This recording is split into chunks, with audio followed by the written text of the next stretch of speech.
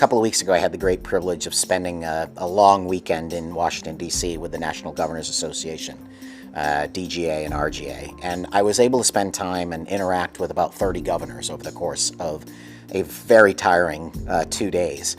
And it was just unbelievably clear to me as I talked to each governor, unscripted, some of them were 1-minute introductory conversations and some of them were 20-minute discussions about their priorities and strategies.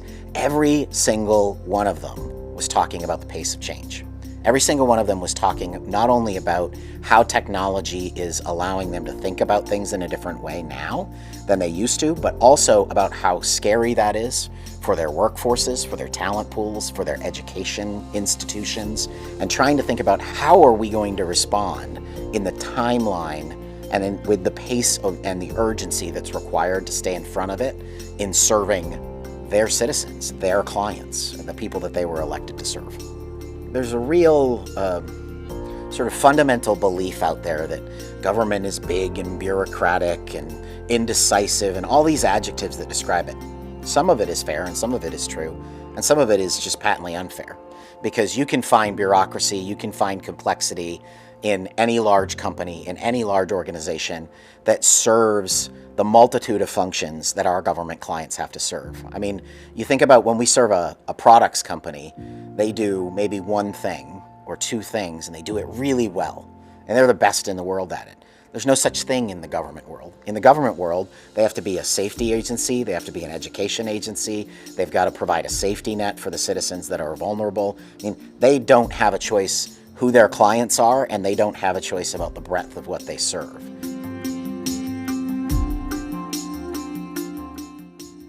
So all of that said, when you talk about governments being agile, there are an entire wave of leaders, people who are dedicated public servants, who have come out of other industries from around the world, whether it be Silicon Valley startups or it be just large multinationals that have now invested themselves in committing to a few years, a few decades of public service to try to actually move the pace of change with agility across towers. And that is really the big challenge of the day, which is how do you respect the complexity of the mission? How do you respect the complexity of the regulations that we want them to follow, the equity and the fairness that we ask them to bring to the way that they run their particular functions? But how do you do that at pace? It's an incredibly difficult job, and I think a number of our clients are doing a fantastic job of trying to break down those barriers.